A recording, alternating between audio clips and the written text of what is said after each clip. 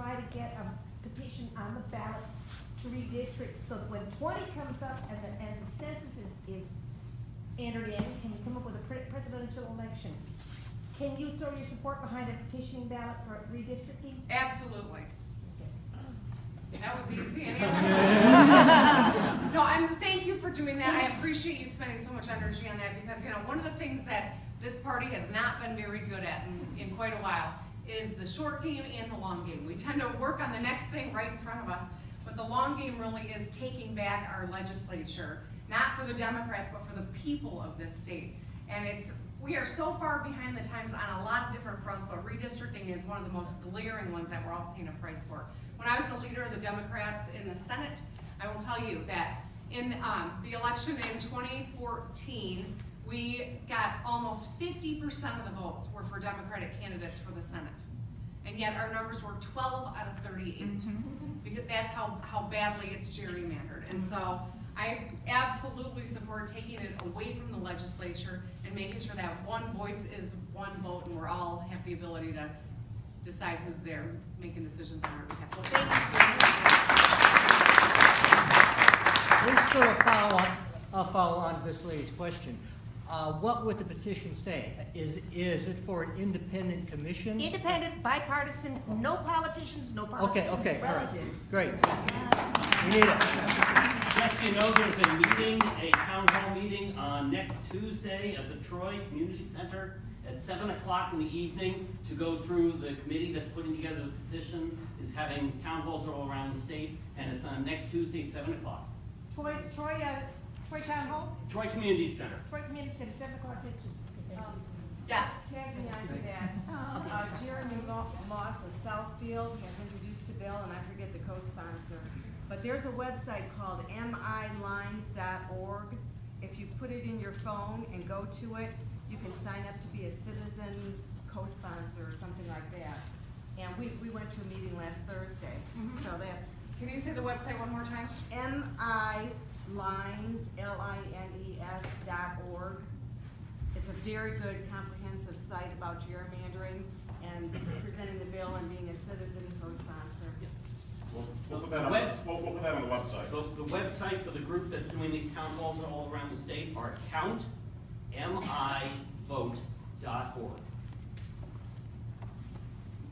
Yes. In 2018, if you're lucky enough to win, what if we don't? How are you going to work with the legislature, which happens to be significantly up right now, and likely to still be that way to resolve issues that we see out here associated with infrastructure, for example? How are you going to work with these? So how am I going to work with a legislature that may still be Republican, at least one of the chambers, in 18 if we don't change redistricting by then? That's a really good question. So one of the things that I think is really important that that I bring to the table is real understanding of state government. And I served with 3 different governors. There was one who was able to get an agenda accomplished better than the other 2, and that was John Engler. Please don't hear me as supporting or endorsing anything that John Engler did. But I will say that his knowledge of state government was superior to both of the people that succeeded him. Governor Granholm had the worst economic situation to deal with, and a legislature who wanted to see her fail and worked toward that end at every turn. Governor Snyder has a supermajority and can't figure it out of his own party. Knowing how to use the power of the executive office, I think, is something that is really important. But not just knowing the levers of power, being fearless about using them. I look at Governor Snyder and I see he missed so many opportunities to even get his own party in line. He should have vetoed the helmet bill. He should have vetoed the ban on domestic partner benefits for universities. Because those were not his passion issues. But he got rolled by his own party. He did not use the power of the executive office. And I think that that's something that's really important. Not just as not just as a sword, but also in terms of using the power as a shield to build alliances where you can. And I think that using that power is something that we haven't seen someone do as well since John Engler, frankly. Also, I think it's going to be important to, as we make all of our decisions through our budgets, that is where you can execute on goals that you talk about during a campaign. To use the convening power of a governor, to use the executive authority inherent in the office in determining what government even looks like and how it's structured are things that you can do. Using the, using DLEG, whatever Governor Snyder's renamed it, to actually enforce the laws that are on the books to protect workers.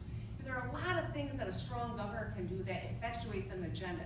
Because there's no point in just winning an election if you're not willing to use the power inherent to the office to actually govern and to help people. A strong governor does not need to go through the Michigan legislature to get a handle on charter schools in Michigan. A strong governor can do that unilaterally. But you gotta not just know where the levers of power are, you gotta have the backbone to use them. And that's something that Governor Snyder has shown us how a weak governor can really fail in using those powers. Governor Snyder did not need to go through the Michigan House in order to get a handle on charter schools. He used them as an excuse to not confront the DeVosses and to do the right thing, which was actually put some accountability into our system of charters. And the city of Detroit specifically was how they tried to pretend like they wanted to be helpful. It was baloney. It was not necessary, but he didn't want to use the power if he even understood where it was. A strong governor can make a big difference, even with a legislature that's not of the same party. All of that being said, I do think that I've done a pretty good job when I was in leadership of finding some collaborating where we could. On the Detroit Grand Bargain, we made some good decisions because we were at the table. On raising the minimum wage, I got a COLA built into the minimum wage, which the chamber and all the Republicans were dead against, but we got that in, and I think that was a good victory. And I would say on the Affordable Care Act. But that's something, I battled Governor Snyder on a lot of things, but I'm glad he staked out the territory he did there, and I was glad to be a partner to it. Yeah. Yeah. What do you think we as people can do between now and the next time we get to vote? You as the leader of the Democrats in the Senate, were you swayed by, let's say, postcards or letters? We're always told that's what we should do, write or call. But what are we to do because the election is distance away? What's the most effective way to make our voices heard? I'm trying to get in the head of my Republican colleagues, right? Like, what is going to really be the most persuasive thing? I will tell you that when you've got people showing up in huge crowds the way that we have been turning out for the Affordable Care Act or for the Women's March or what we saw during Right to Work, that has an impact. That shakes them up. Now, at the end of the day, did it change the outcome on a lot of things?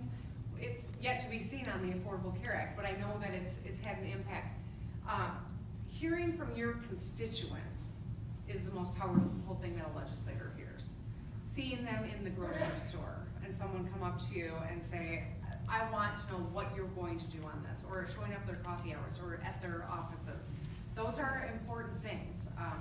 We'll tell you as a former legislator, that actually seeing constituents face to face was the most powerful thing. I could get 3,000 letters from Traverse City, but they were not my constituents. Running into someone at Meyer meant a lot more to me as someone casting a vote. But I do think that there are actions that we can get organized and start taking. One of the things that we found, I'm working with Revolution Media, which is Bernie Sanders' social media outfit, and we've had we've been inundated by people who want to get involved in the campaign. And I'll tell you that it's a great problem to have, but I worry about making sure that we are pulling people in when they say, I want to be helpful, and we're giving people a real activity. We're going to go and start collecting petition signatures very soon, much earlier than you would usually see in a governor's race, but because we've got this energy and we want to harness it into something that's really meaningful and positive. So we're going to start that process. If that's something you're interested in, that is an activity I think that will go a long way, but it'll also send a message to the people in Lansing. This is how serious and organized we are. You better start taking this seriously. And I think that is powerful too. I hope that didn't sound too self-serving. Help me send them a message, but I think hopefully you understand where I'm going with that. that make sense? I was just wondering what you thought of swing left or indivisible or some of these things. I mean, we have David Trott as our congressperson, so it's not like he can go and. Has he done anything publicly? Has he done any? April, I know, I saw the video, right? There was a He video. took off to India.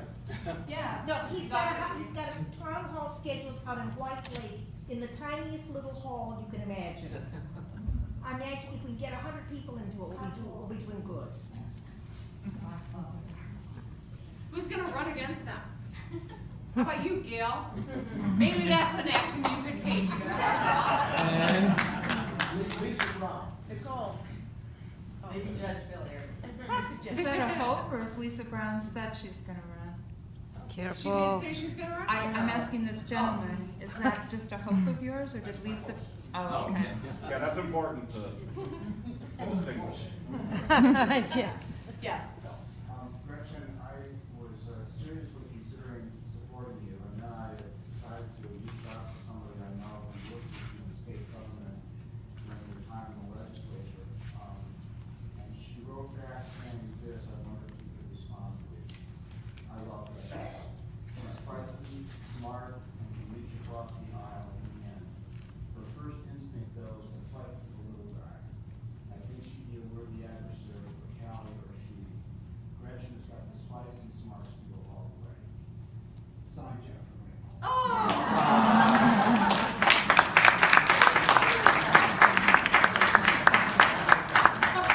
Well, thank you, that's a heck of an endorsement. I'm grateful for that, truly. She's been a great ally, and you know, one of the interesting things is, you're gonna be the first to know, but tomorrow, we're gonna announce an Emily's List endorsement. Yeah.